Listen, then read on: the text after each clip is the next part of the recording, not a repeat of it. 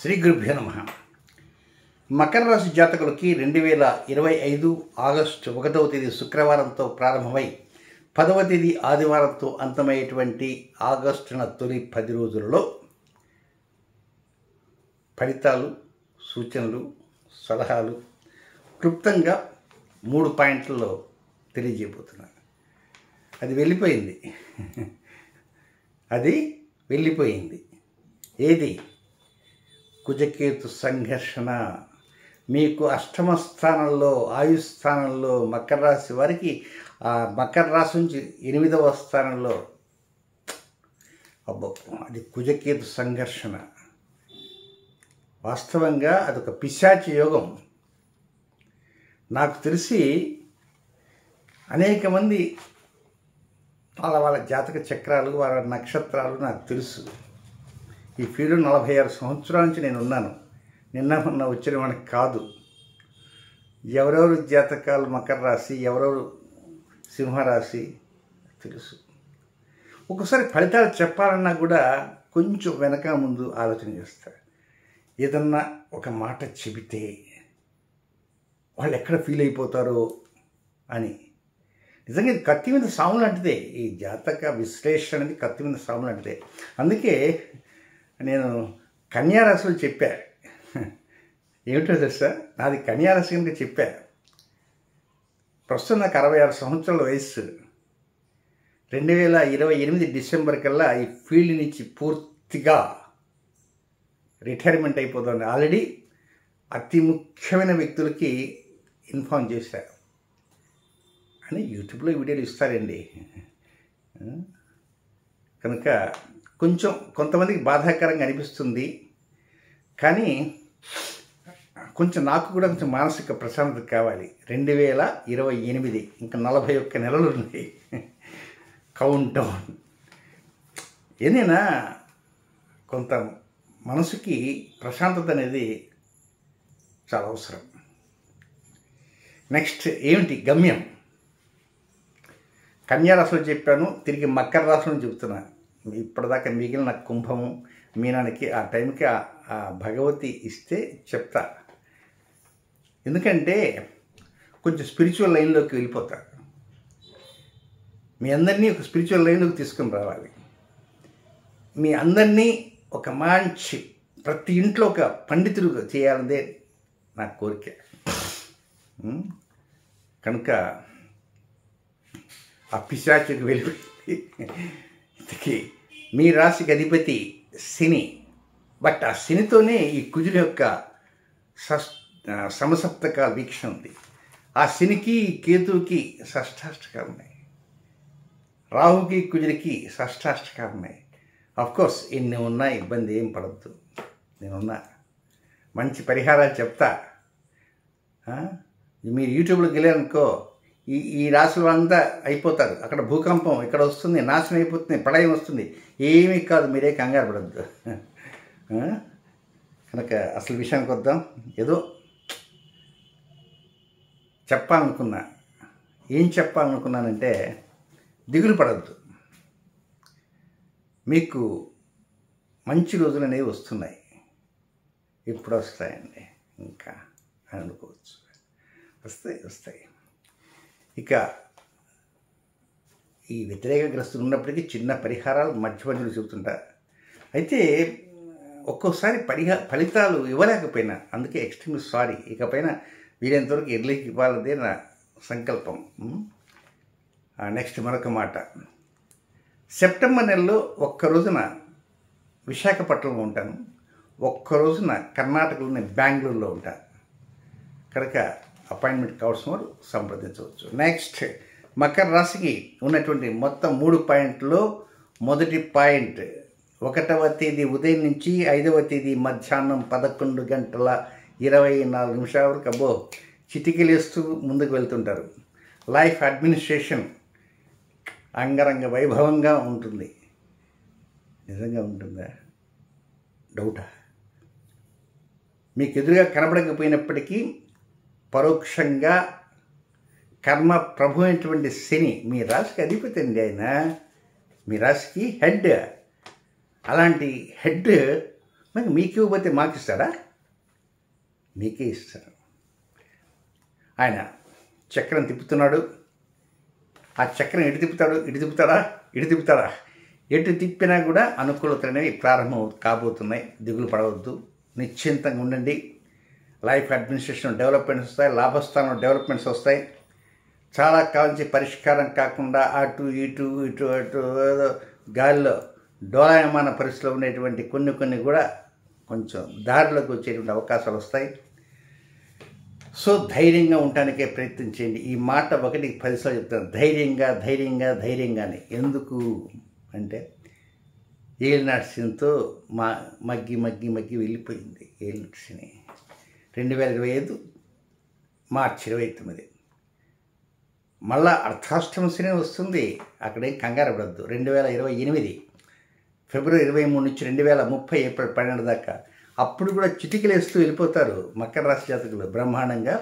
So ఏదేమైనా ఈ 1వ పాయింట్లో క్రొత్త అనుకూలతలను పొందటానికి మీకు ఎవరైనా వచ్చి 10 కోట్ల రూపాయలు రెడీగా ఇస్తామండి, ఏం చేస్తారు?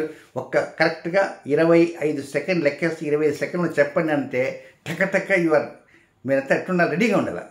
ఏమంటే నాకు 10 కోట్లు ఇస్తే ఏం చేస్తారంటే 25 సెకండ్ల లోపల దాన్ని ఏం చెప్పగలరా? రెడీగా ఉండండి. ఎవరిస్తారు? మీ అధిపతి ఇస్తాడు, కర్మ ప్రభు ఇస్తాడు. కనుక బీ హ్యాపీ. నెక్స్ట్ సెకండ్ పాయింట్కి వెళ్దాం. ఇది కొద్దిగా అటు ఇటుగా ఉంటుంది, కానీ ఎవరి కానక్కర్రా. 5వ తేదీ మధ్యాహ్నం 11:24 ప్రారంభమై 7వ తేదీ రాత్రి 8:12 వస్తుంది. అంతవరకు ఉంటుంది. కొంచెం అధికంగా ఖర్చు చేసే విధంగా అవకాశాలు ఉంటాయి. మరి ఖర్చు పెట్టాలా? మరి ఎట్లా ఖర్చు పెట్టకుండా అంతా రావాలనే కష్టం. కానీ ఈ ఖర్చు ఒక్కోసారి అవసరమైన ఖర్చుగా ఉంటుంది. ఎక్కడో కొన్ని సందర్భాల్లో ఇన్ రేర్ సర్కమ్స్టెన్సెస్ అది ఆ ఖర్చు కొంచెం అనవసరమైనటువంటి ఖర్చుగా ఉంటుంది. కనుక అవసరమైన ఖర్చు ఉంటుంది, అనవసరమైన ఖర్చు ఉంటుంది. కనుక అవసరమైన ఖర్చు అయితే తప్పదు, పెట్టుకోవాలా. అనవసర ఖర్చు కొంచెం మనసు బాధేస్తుంది. కానీ ఏదైనా కొంచెం సిద్ధంగా ఉండాలి. అవసరమైన అనవసరమైన ఉండాలి.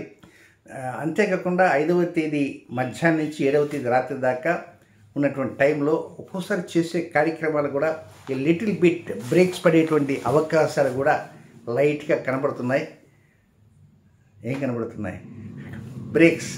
ఆ బ్రేక్లు ఎట్లా పడతాయంటే మీరే ఒక పని అనుకుంటారు, అనుకుని ఆ టైంలో చేద్దామంటే అబ్బా కాసేపు పడుకుంటే బాగుండే, ఒళ్ళంతా నొప్పులుగా ఉన్నాయి ఇంట అనుకుంటేది. నేను రేపు వేకుందాం చేసుకున్నాను, పడుకుని సెకండ్ డే మార్నింగ్ లేస్తారా, ఆ పని కాస్త పిల్లెత్త పోతుంది అంతే. ఇలాగా కొంచెం సోమరితనం అనేది కూడా కొంచెం ఎక్కువ వచ్చేటువంటి అవకాశాలు ఉన్నాయి. కనుక ఆ సోమరితనాన్ని తగ్గించుకోవడానికి ప్రయత్నం అంటూ చేయండి. నెక్స్ట్ 3వ పాయింట్. 7వ తేదీ రాత్రి 8:12 ప్రారంభమై 10వ తేదీ అర్ధరాత్రి వరకు ఉండేటువంటి సమయం అంతా కూడా ఇది పీస్ఫుల్గా వెళ్ళిపోతుంటుంది.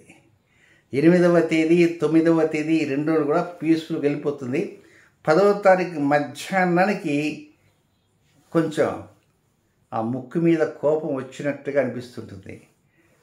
కనుక 10వ తారీఖు మధ్యాహ్నం నుంచి ఆ కోపాన్ని కొంచెం తగ్గించుకోండి. ఎందువల్లంటే చేతిలో డబ్బులు రావు. ఏటీఎం కార్డు లేకపోతే అది మిషన్ పనిచేయకపోవటము, లేకపోతే మీరు కోరుకున్న నోటు రాకపోవటము, లేకపోతే అంటే బ్యాలెన్స్ లేకపోవటం, ఏదో ఒకటి ఉంటుంది. కర్ణుడి చావు శాపాలు అనేకం. కనుక ఏదైనా 10వ తారీఖు మధ్యాహ్నం నుంచి కొంచెం కోపాన్ని కంట్రోల్ చేసుకోండి. ఎదుటివారిని తొందరపడి దూషించకండి. ఇంకా 8, 9 అంటారా, అబ్బో బ్రహ్మాండంగా ఉంటుంది. మీరు గులాబ్ జామ్ తింటారా, అది తింటారా, ఇది తింటారా, మరి షుగర్ లాంటిది ఏమీ లేకుండా, బీపీ లాంటిది ఏమీ లేకుండా ఉంటే చక్కగా తినేసేయండి. మరి ఉన్న ఫలంగా నేను చెప్పాను ఎక్కువ తినకుండా మళ్ళా ఆనందం నాకెందుకు. కనుక డాక్టర్ల సలహాలతోటే తినడానికి ప్రయత్నం చేయండి. మీకేం షుగర్ లేదనుకోండి, కొంచెం తినండి చక్కగా. 8వ తేదీ వరలక్ష్మి వ్రతం, 9వ తేదీ రక్షాబంధనం శనివారం అయితే ఒక చిన్న పరిహారం చేస్తాం. చాలా చిన్న పరిహారమే. అది వెరీ సింపుల్, ఏమి లే.